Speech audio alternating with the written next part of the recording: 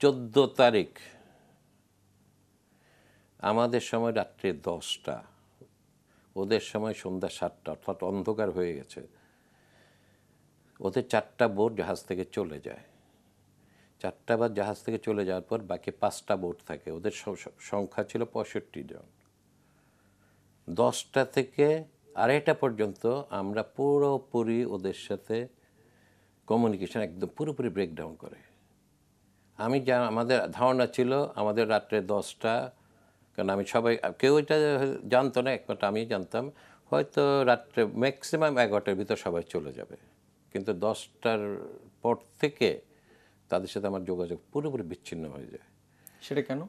এটাই বলছি, 10টা থেকে 3টে 2:30, প্রায় 4.5 ঘন্টা 5 ঘন্টা, এটা আমার জন্য ছিল বলতে পারি একটা নাইটমেয়ার। ওদের কেন পরে আমি জানতে পারলাম যে ওদের 4টা জাহাজ 10টায় মানে আমাদের সময় 10টায় চলে যায়।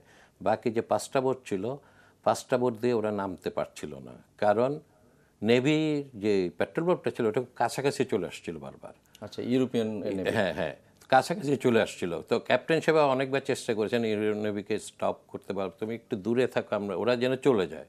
বাট ওরা হয়তো জিনিসটাকে একটু মানে চাচ্ছিল যে যদি নাকি মানে আরেকটু কাছাকাছি থেকে যদি কোনো ওদের হয়তো কোনো প্ল্যান থাকতে পারে, দ্যাট আই ডোন্ট নো। তো ওরা ওই সুযোগটা দিচ্ছিল না, যার জন্য নাকি আমি বাধ্য হয়ে ওই সময় কয়েকবার আমার ওই যে বললাম কমান্ডার মাকসুদ আমাদের ওনার সাথে আমার ফোনে কথা হয়েছে, কারণ যেহেতু ওনারা সরাসরিভাবে সরকারিভাবে ওদের সাথে যোগাযোগ করতে পারে, আমাদের রিকোয়েস্টে যদি ওরা এখন চলে যাক না, হয়তো ওরা একটা পর্যায়ে এমনও থ্রেট করছিল যে ওরা যদি নাকি সেফলি যেতে না পারে আমার 4-5 জন নাবিককে সাথে নিয়ে যাবে।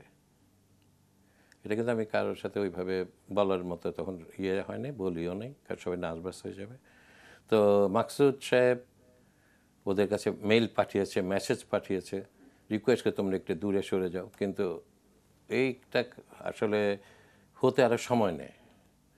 আর আমি তখন রাত্রে প্রায় আমাদের সময় রাত্রে 1টা-1:30 হবে, আমি ওনার সাথে কথা বলছি, উনি আমাকে রেসপন্ড করছে। It was a sleepless night, it was nightmare for me also. ওনাকে যখন জানাচ্ছিলাম, আর আমার সুবিধা বা একটা অ্যাডভান্টেজ ছিল,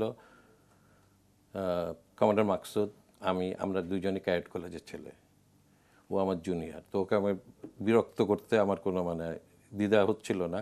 ও বলতে মেরিল ভাই দেখেন এটা কীভাবে করে, ফাইন। তো আলটিমেটলি ওনাদের কথা শুনে নেভি পেছনে যায়। এরপরে ওরা 4টা, বাকি 5টা বোট ছিল, 4টাতে করে নেমে যায় ওদের আর্মস নিয়ে, কিন্তু তারা 5 জন জলদস্যুকে জাহাজে রেখে যায় এবং প্রতিটা লোককে ক্যাপ্টেন থেকে শুরু করে সবাইকে বন্দিদশা বলতে মানে ব্রিজে রেখে দেয়। 5 জন আর্মস নিয়ে থাকে। ওই 4টা বোট গেলে ওদের কথা ছিল ওরা যদি সিগন্যাল যে সরে গিয়ে উই আর ওকে, তোমরা নেমে আসো, তাহলে নেমে আসো, অর্থাৎ তাদের আসলে ইন্টারসেপশন থেকে কেউ করে ইন বিটুইন, স্টিল জাহাজের কন্ট্রোলটা তাদের কাছে থাকবে। বাট ফর্চুনেটলি তারা সুন্দরভাবে ওখানে চলে যায় উইদাউট এনি মানে ইনসিডেন্ট। এরপরে ওরা সিগন্যাল দিলে 5 নম্বর বোটটা 5 জন পাইলট নিয়ে চলে যায়। দ্যাট ওয়াজ রাত্রে 3:08।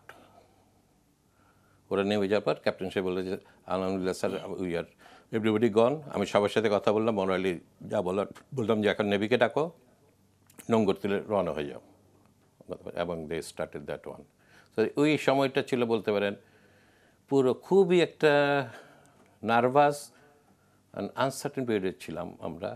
এমনিতে তো মনে করেন প্রায় 36 আওয়ারের কোনো ঘুম নেই, কিছু নেই, মানে ঈদের দিন থেকে শুরু করে পুরো সিচুয়েশানটা।